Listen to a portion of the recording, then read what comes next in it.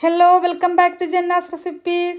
ഇന്നത്തെ വീഡിയോയിൽ നേരത്തെ തന്നെ അരി കുതിർത്ത് അരച്ചൊന്നും വെച്ചിട്ടില്ല എന്നുണ്ടെങ്കിലും നമുക്ക് എളുപ്പത്തിൽ രാവിലെ ഇൻസ്റ്റൻ്റ് ആയിട്ട് ഉണ്ടാക്കാൻ പറ്റിയിട്ടുള്ള ഒരു ദോശയുടെ റെസിപ്പി ആയിട്ടാണ് വന്നിട്ടുള്ളത്. ഓട്സ് വെച്ചിട്ടാണ് ചെയ്യുന്നത്. ഈസിയാണ് ഉണ്ടാക്കാൻ, അതുപോലെ തന്നെ ടേസ്റ്റിയാണ്. അപ്പോൾ നമുക്കിത് എങ്ങനെയാണ് ഉണ്ടാക്കുന്നതെന്ന് നോക്കാം. പിന്നെ വീഡിയോ കണ്ടുകൊണ്ടിരിക്കുന്ന സമയത്ത് നിങ്ങൾക്ക് ഈ റെസിപ്പി ഇഷ്ടമാവുകയാണെന്നുണ്ടെങ്കിൽ ഒന്ന് ലൈക്ക് ചെയ്ത് സപ്പോർട്ട് ചെയ്യാൻ വേണ്ടിയിട്ട് മറക്കരുത്. അതുപോലെ തന്നെ ചാനലൊന്ന് സബ്സ്ക്രൈബ് ചെയ്യാനും ഫോളോ ചെയ്യാനും കൂടി മറക്കരുത്.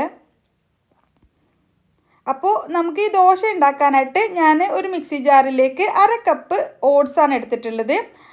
ഓട്സ് ആദ്യം നന്നായിട്ടൊന്ന് പൊടിച്ചെടുക്കണം. നന്നായിട്ട് പൊടിച്ചെടുത്തതിന് ശേഷം നമുക്കിതിലേക്ക് 1/2 കപ്പ് റവ ചേർത്ത് കൊടുക്കാം. റവ വറുത്തതോ വറുക്കാത്തതോ എടുക്കാം. പിന്നെ അതുപോലെ തന്നെ 1/2 കപ്പ് അരിപ്പൊടിയാണ് എടുത്തിട്ടുള്ളത്. ഞാനിപ്പോൾ വറുത്ത അരിപ്പൊടിയാണ് എടുത്തിട്ടുള്ളത്. വറുക്കാത്തതായാലും കുഴപ്പമൊന്നുമില്ല. ഇനി ഇതിലേക്ക് അധികം പുളിയില്ലാത്ത തൈര് 1 കപ്പാണ് ചേർത്തിട്ടുള്ളത്. അതിൻ്റെ കൂടെ തന്നെ 1/2 കപ്പ് വെള്ളവും കൂടി ചേർത്തിട്ടുണ്ട്. പിന്നെ ഈ മാവിലേക്ക് ആവശ്യത്തിനുള്ള ഉപ്പ് ചേർത്ത് കൊടുക്കാം. ഞാനൊരു 1/2 ടീസ്പൂണോളം ഉപ്പ് ചേർത്തിട്ടുണ്ട്. ഇനി ഇതെല്ലാം കൂടി നമുക്ക് നന്നായിട്ട് ഒട്ടും തരിയൊന്നും ഇല്ലാതെ അരച്ചെടുത്തിട്ട് ഒരു ബൗളിലേക്ക് ഒഴിച്ചു കൊടുക്കാം. ഇപ്പോൾ മാവ് കുറച്ച് കട്ടിയായിട്ട് തന്നെയാണ് ഉണ്ടാവുക. നമ്മളിതിൽ റവയും അരിപ്പൊടിയൊക്കെ ആയതുകൊണ്ട് കുറച്ച് കട്ടിയായിട്ടാണ് മാവ് ഉണ്ടാവുക. മാവ് മുഴുവനായിട്ട് ബൗളിലേക്ക് ഒഴിച്ചതിന് ശേഷം നമുക്കിതിലേക്ക് മിക്സി ജാറിലേക്ക് ഒരു 1/2 കപ്പ് വെള്ളവും കൂടി ചേർത്തിട്ട് അതുകൂടി നമുക്ക് ഈ മാവിലേക്ക് തിരിച്ചൊഴിച്ച് കൊടുക്കുന്നുണ്ട്. നമുക്ക് സാധാരണ ഒരു ദോശമാവിൻ്റെ കൺസിസ്റ്റൻസിയാണ് വേണ്ടത്. അപ്പോൾ അതിനനുസരിച്ചിട്ട് വെള്ളം ഒഴിച്ചു കൊടുക്കുക. നമ്മളെടുക്കുന്ന റവയ്ക്കും അരിപ്പൊടിക്കൊക്കെ അനുസരിച്ചിട്ട് വെള്ളത്തിൻ്റെ അളവിൽ ചെറിയൊരു മാറ്റമൊക്കെ വരാൻ സാധ്യതയുണ്ട്.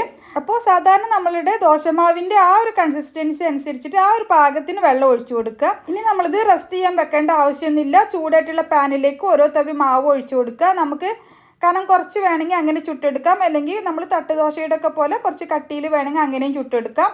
ഞാനിപ്പോൾ കുറച്ച് കനം കുറച്ചിട്ട് തന്നെയാണ് ചുട്ടെടുത്തിട്ടുള്ളത്. ആദ്യത്തെ ദോശയിൽ നെയ്യൊന്നും പരട്ടിയിട്ടില്ല. അങ്ങനെ ആകുമ്പോൾ അധികം ക്രിസ്പി ആവാതെ നമുക്ക് കിട്ടും. ഇനി നല്ല മൊരിച്ച ദോശ കഴിക്കാൻ ഇഷ്ടമുള്ളവർക്ക് നമുക്ക് പാനിലേക്ക് ഒരു തവി മാവ് ഒഴിക്കാം. നല്ല കനം കുറച്ച് തന്നെ ദോശ പരത്തിയെടുക്കാം. എന്നിട്ട് മുകൾ ഭാഗമൊക്കെ ഒന്ന് ഡ്രൈ ആയി വരുന്ന സമയത്ത് നമുക്കതിൻ്റെ മുകളിലേക്ക് കുറച്ച് നെയ്യൊന്ന് ആക്കി കൊടുക്കാം. നെയ്യോ ബട്ടറോ നമുക്കതിൻ്റെ മുകളിലൂടെ ഒന്ന് ആക്കി കൊടുക്കാം. എന്നിട്ട് കുറച്ച് സമയം കൂടി അങ്ങനെ വെച്ചാൽ നന്നായിട്ട് മൊരിഞ്ഞ് കിട്ടും ദോശ. അപ്പോൾ നമ്മൾ സാധാരണ ദോശ ഉണ്ടാക്കുന്ന പോലെ തന്നെയാണ്, നല്ല ക്രിസ്പി ആയിട്ട് നമുക്ക് കിട്ടും. അപ്പോൾ ഇതുപോലെ തന്നെ നമുക്ക് ബാക്കിയുള്ള ദോശകളെല്ലാം ചുട്ടെടുക്കാം. ഈസിയാണ് ഉണ്ടാക്കാൻ. നമ്മൾ നേരത്തെ തന്നെ മാവ് അരി കുതിർത്ത് അരച്ച് മാവൊന്ന് റെഡിയാക്കി വെച്ചിട്ടില്ല എന്നുണ്ടെങ്കിലും രാവിലെ എണീറ്റിട്ട് നമുക്കൊരു 10 മിനിറ്റിൽ ഉണ്ടാക്കാൻ പറ്റിയിട്ടുള്ള ഒരു ദോശയാണിത്. നമുക്ക് ഇഷ്ടമുള്ള ഏതോ ചട്നിയോ ചമ്മന്തിയോ ഒക്കെ കൂട്ടിയിട്ട് കഴിക്കാനും അടിപൊളിയാണ്. അപ്പോൾ ഇതുവരെ ഇതുപോലെ ട്രൈ ചെയ്ത് നോക്കിയിട്ടില്ലെങ്കിൽ തീർച്ചയായിട്ടും ട്രൈ ചെയ്ത് നോക്കുക. എന്നിട്ട് നിങ്ങളുടെ അഭിപ്രായം കമൻ്റായിട്ട് അറിയിക്കുക.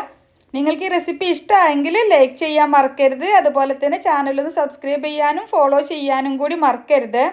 ഇൻഷാ അല്ലാഹ് മറ്റൊരു അടിപൊളി റെസിപ്പിയുമായിട്ട് നമുക്ക് വീണ്ടും കാണാം. Thank you for watching.